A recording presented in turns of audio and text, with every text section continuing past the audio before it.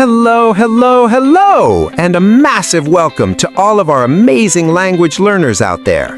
This is English Studio, the place where we make learning English fun, simple, and super effective. I'm your host, Alex. And I am Sarah. We are so happy to have you here with us today. Honestly, looking at the community lately, you guys are crushing it. Your comments, your progress, it is just inspiring. It really is. And today, oh boy, today we have a topic that is going to change the way you speak forever. This is the stuff that separates the beginners from the experts. That is right. We are diving deep into the world of greetings and first impressions. But wait, before we dive into all that juicy English goodness, we have a tiny favor to ask. Yes, if you want to keep improving your English every single day, make sure you hit that subscribe button right now. Give this video a big like and share it with a friend who is also on this journey. It helps us so much, and it helps the community grow. Exactly. Let's spread the love of learning together. Now, Alex, why are greetings so important? I mean, it is just saying hello, right? Wrong. Well, not wrong, but it is so much more than that. Think about it. The first 10 seconds of a conversation set the tone for everything that follows. If you sound confident and natural when you say hello, the rest of the conversation just flows. I totally agree. If you start with a stiff, formal greeting when you're at a party, people might think you're a bit cold. But if you use the right phrase at the right time, you are golden. Exactly. So today, we're breaking this down into 7 distinct scenarios. We're going to cover everything from the office to the coffee shop. Sarah, are you ready? I am beyond ready. Let's get into scenario number 1, the professional morning.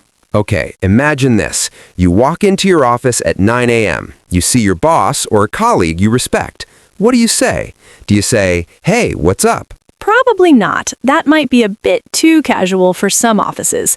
Instead, try something like, "Good morning, everyone. I hope you all had a great evening."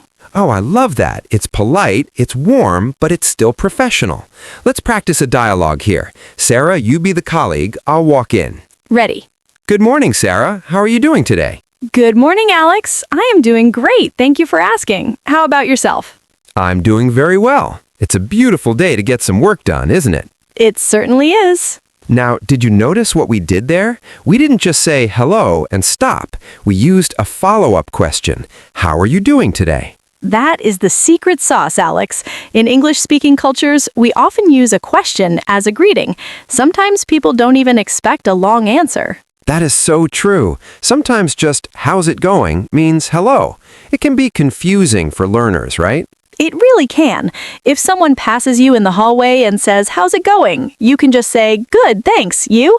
and keep walking. You don't need to tell them your whole life story. Imagine if you did. Well, my cat woke me up at 4 a.m. and then I ran out of milk. They would be halfway down the hall by then. Okay, let's move to scenario number 2, meeting a friend after a long time. Oh, I love this one. This is where the energy goes way up. What's your go-to phrase here, Sarah? It has to be, "Long time no see." It's a classic. It really is. Or maybe, "I can't believe it's been so long." Let's try it. Sarah, oh my goodness, long time no see. Sarah, whoa, it has been a while. How have you been? You look amazing. Thank you. I've been great. Just busy with work and travel. What about you? What's new in your world? Oh, same old. But I'm so glad we ran into each other. See? The energy is different. We're using more exclamation marks in our voices. Exactly. Use words like "wow" and "oh my goodness" to show that you are genuinely happy to see them. It makes a huge difference in how you're perceived. It really does. Now let's look at scenario number 3. The casual check-in with a close friend. This is for someone you see all the time. Right. You don't need to be formal. You don't even need to be polite in the traditional sense. You can use slang. Like, "What's up?" or "What's going on?" or even just "Hey." My favorite is "how's it hanging?" though that is very casual. Maybe save that one for your very best friends. Let's stick to "What have you been up to?" Good one. Let's do it. Hey, Alex, what's up?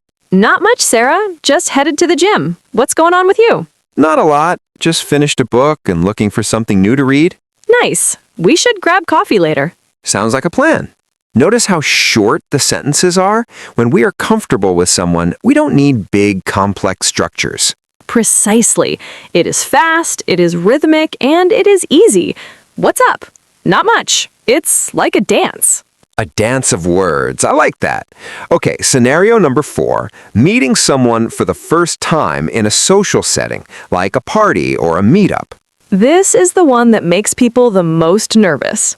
Totally. You don't want to be weird, but you want to be friendly.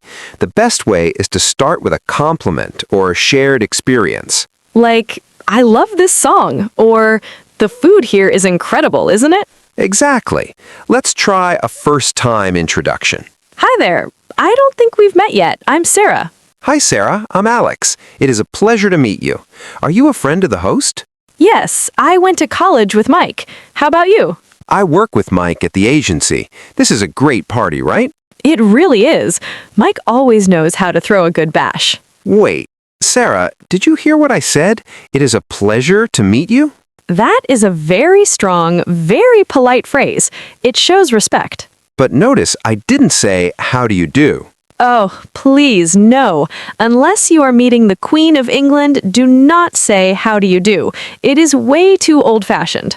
Haha, exactly. Nice to meet you or it is a pleasure to meet you are your best bets. They're timeless and always correct. Now, let's move to scenario number 5, the service interaction. This is for when you're at a cafe, a restaurant, or a shop. This is important because you want to be polite to the staff, but you also want to be efficient. Right. You don't need a long conversation, just a friendly greeting and then your order. Let's try it. I'll be the barista, you be the customer. Hi, good morning. Morning. What can I get for you today? Could I have a large latte, please? And maybe one of those blueberry muffins? You got it. Anything else? That'll be all. Thanks. Perfect. See how Sarah started with, hi, good morning. It acknowledges the person as a human being before asking for the coffee. It makes such a difference. A little kindness goes a long way in any language. It really does. Now, scenario number 6, the difficult greeting. This is when you see someone you know, but maybe you're in a rush, or maybe things are a bit awkward. Oh, we've all been there. You see your neighbor while you're carrying 10 bags of groceries. Exactly. You can't stop to talk, but you don't want to be rude. The key here is the acknowledging greeting. Yes, use phrases like, hey, sorry, I'm in a bit of a rush, but good to see you. Or, hi, catch you later? Let's try that. Hey, Alex. Wait, are you okay? Oh, hey, Sarah. Yeah, I'm just running super late for a meeting. I'll call you later, okay? No worries. Good luck. Thanks. See ya. That was perfect. It wasn't rude at all because Alex explained why he couldn't talk. Honesty is the best policy. If you just walk past and say nothing, that is when people get offended. Just a quick wave and a, hey, I'm in a rush is all you need. Okay, Alex, we have arrived at scenario number 7, the formal introduction. This is for high-stakes situations, a job interview, a business pitch, or meeting your partner's parents for the first time. The pressure is on. In these cases, you want to be very clear, very steady, and very polite. Let's pretend I am an interviewer and you are the candidate. Good afternoon, Miss Smith. My name is Alex Turner. Thank you so much for taking the time to see me today. It is a pleasure to meet you, Mr. Turner. Please have a seat.